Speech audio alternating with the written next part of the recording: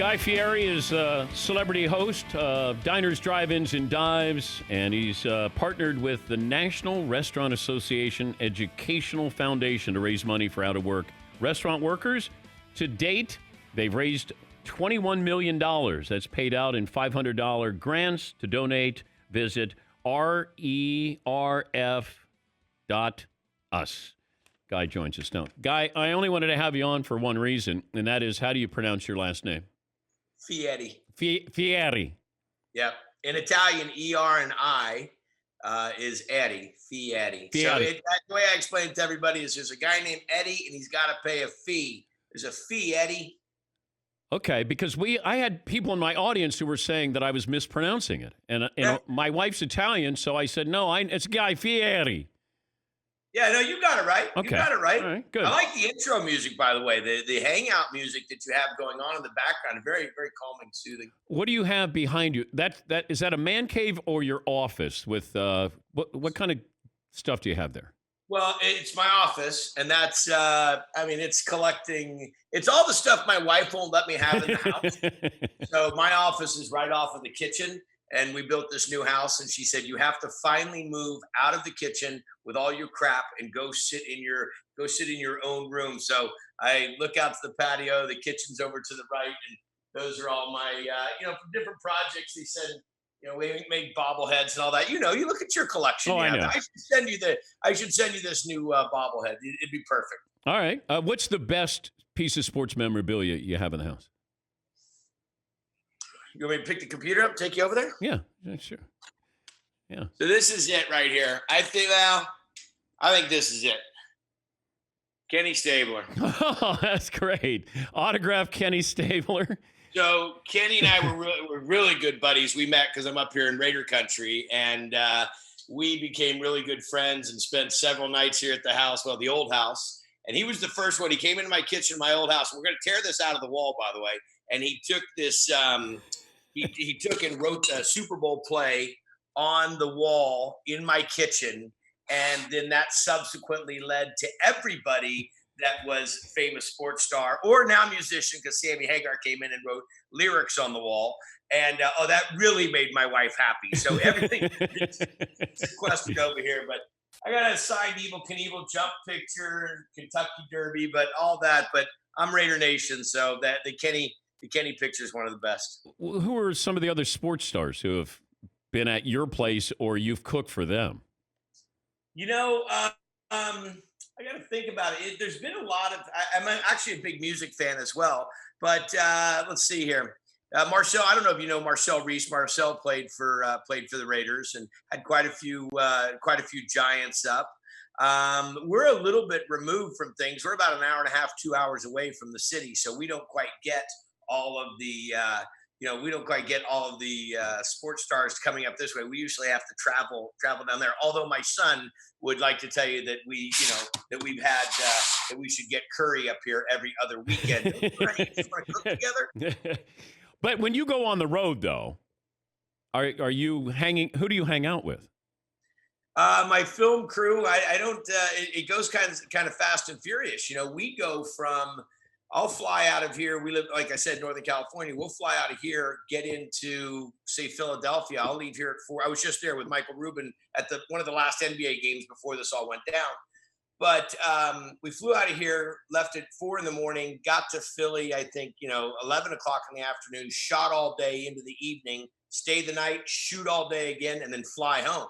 So it's not like it was in the old days where I'd go into town and shoot a couple shows, stick around for a day, shoot a couple shows, stick around. Then I had a little bit more playtime. Now the schedule's not as permitting, so I don't get it. But I did have Michael and I did go to a great 76ers game and sat on the floor. And that's kind of like when everything was unfolding during this difficult time. And as a matter of fact, I was leaving from Philly that night on my way to Hawaii to go shoot more Triple D. And, well, of course, that didn't happen. So I've been home since. What was the car that you almost picked to use on Diners, Drive-Ins, and Dives besides the Camaro? Was there a second choice? So when we started the show, we did a pilot, and the pilot was like 7.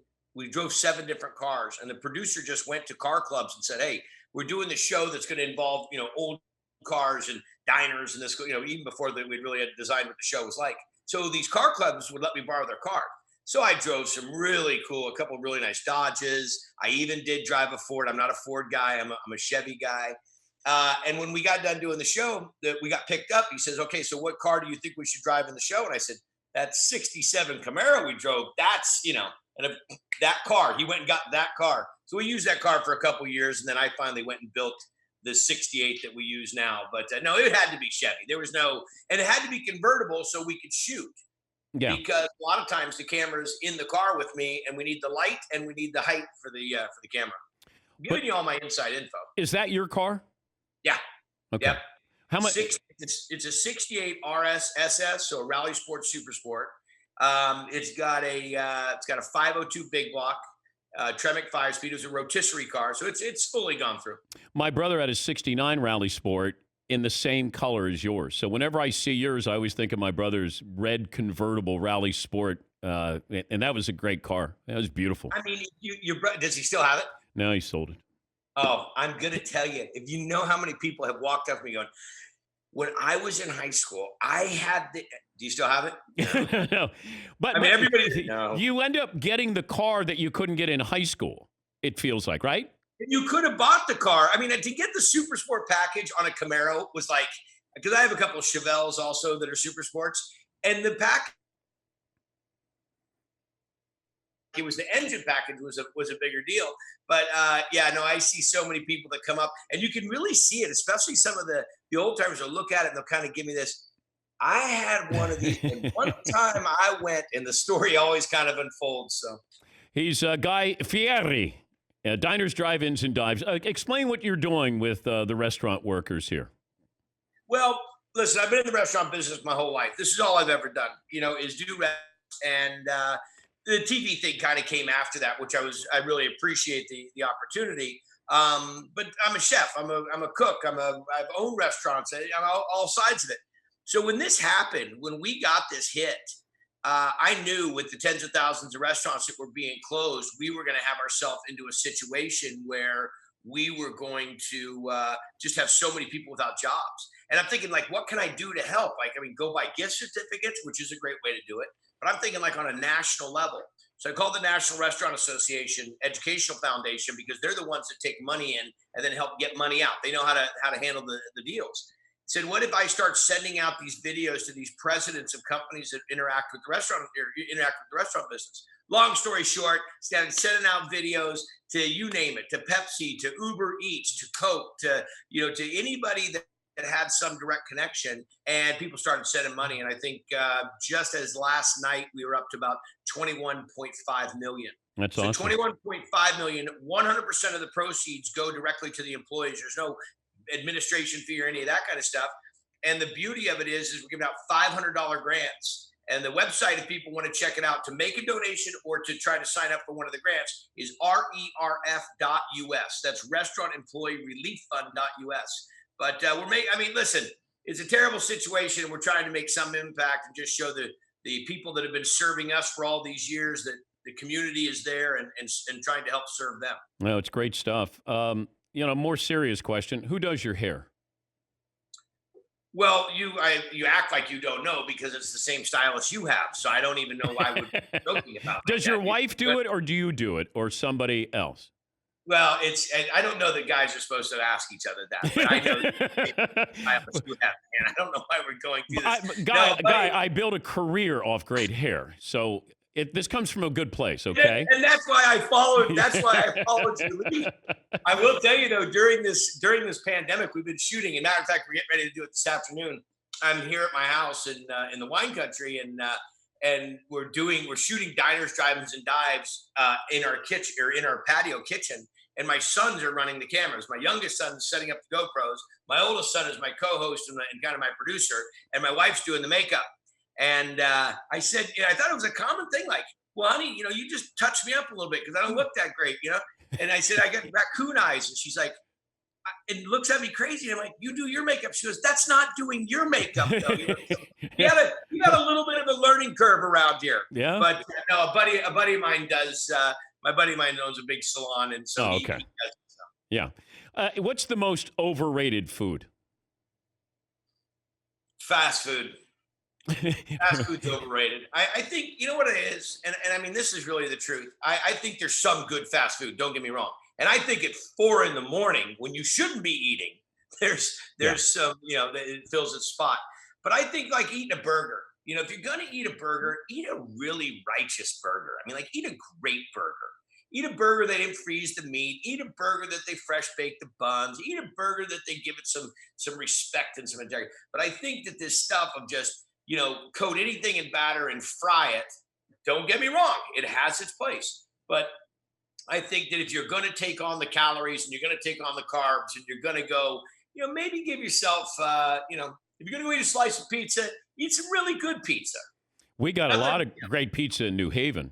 Not very oh, far from here. That I that mean, like pizza capital. You don't think all my agents from WME, from William Morris Endeavor that all live up in that area on a regular basis are explaining to me how easy it is to get on the train coming up to New Haven. But no, I had cousins that lived in the area, and I remember being a kid from California, where we had ours was just kind of back in the '70s was kind of just hippie pizza where I lived at least. When I went there and they had pizzas this big and the slices were you were eating paper plates. I'm like I say to my cousins, I'm like every day let's have pizza.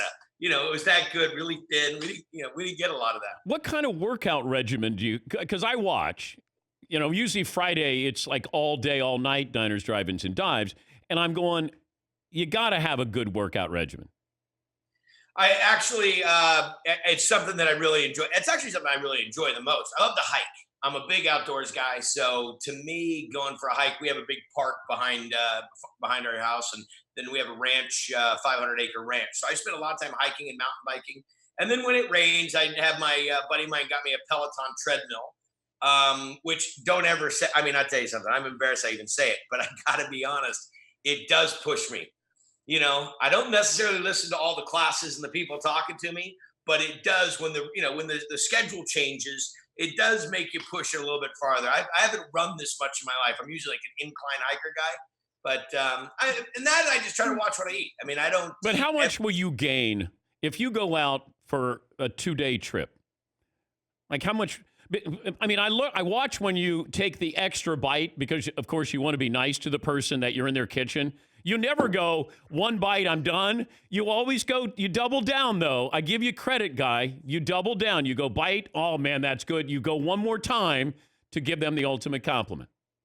So I watch the show, but I don't have to watch all of your show because I have a buddy of mine named Millie. And Daniel, matter of fact, he texted me yesterday and said, "You're going to be on the show tomorrow, aren't you?" I go, "How do you know this?" He says, "Oh, because I took the teas. There's some analytics." So this buddy of mine, Millie, might watch your show more than you watch Triple D. But you're right. You got the insight there. I'll give you the creds on that. Okay. There's a difference between liking something and loving something. Okay. And you'll never see it on the show if I don't like it. So if I don't like it, sometimes things get set down. We turn the camera off and we just say, okay, let's revisit this. Let's figure out how we're going to do this because this isn't good. I'm not sending a bunch of people here to have this, whatever we just had. And that really is the truth. I mean, I don't have any, as a chef, last thing I want you to do is walking up to me going, "Dude, I went all the way there and it sucked." Which I've had people say. And I say this to them. I'm sorry, I'm all over the board, but I had a lady come, I'm doing a demo. I'm in DC. I'm doing a demo, 2,500 people. I'm up there and I'm cooking and I'm talking, and we put the open mic for people to ask questions while I'm cooking. And this lady says, "Hey, I went to this place in Long Beach that you went to, and it was horrible." I said, "Horrible?" I said, "What did you have?" She said, "I had the pancakes with the blueberry sauce and the da da da da da da." And I go, "Ma'am, I didn't have pancakes with blueberry sauce. I think I had a guacamole burger." She goes, "Oh yeah, I had the guacamole burger too. It was delicious, but the pancake sucked." I go, "Lady, I'm not guaranteeing everything that I try is fantastic." So anyhow, back to the thing. No, I don't gain any weight. Do you have a bucket? I heard that you might have a bucket underneath you that you don't. Oh God, no. You eat you okay.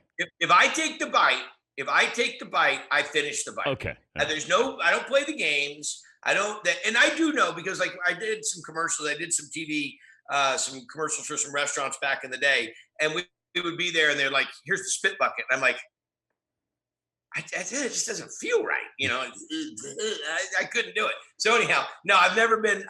I'm not going to say the words I was just going to say, but no, I don't spit the food out. So it's what you see is what you get. He's the mayor of Flavortown. How many people live in Flavortown, by the way? You know what? I meet citizens on a regular basis, and they send me wedding invitations and graduation invitations, and their kids an Eagle Scout. You get all the same stuff. There, you have the residents. I see all these. I see all the constituents that you have there on our call. Good dudes, by the way. Which I always love the banter. The banter is my favorite part. As soon as I see somebody else come on the screen, I'm like, all right, here it comes, smack top. Let's go. Someone's gonna fire back at the boss. But you don't get that on diners, drive-ins, and dives. You can't really have you'll have a special guest sometimes, but you need to have somebody who really jabs you a little bit, I think. Oh, I have it all the time. I just edit them out. I don't need any. I have my kid. I have my son Hunter. Hunter's 23, just graduated from UNLV, 1990 running reps. Thank you. That's where I went to school also. But Hunter just graduated, so I have him on the show with me quite a bit. And he's a top-notch smart ass. He gets his little jabs in here and there. And then the youngest one, Ryder, who's 14, he's also starting to take on the profession of being, of running his mouth, which are both funny. Listen, I think that's what keeps us going and keeps us moving and keeps us sharp on our game. Plus, I have a whole crew. I've got 20 people that shoot Triple D. We have 2 teams that are going, all the time. And they're, you don't say a wrong line or drop something on the floor or have some mustard running down your cheek without them going, giving it to you. Hey, it's great to talk to you and continue to entertain us. And you're doing a great thing. It's RERF.US, raising $21 million that will be paid out in grants, the National Restaurant Association Educational Foundation. He's Guy Fieri, and thank you, Guy. We appreciate your time. Love the show. Thank you so much for having me, guys.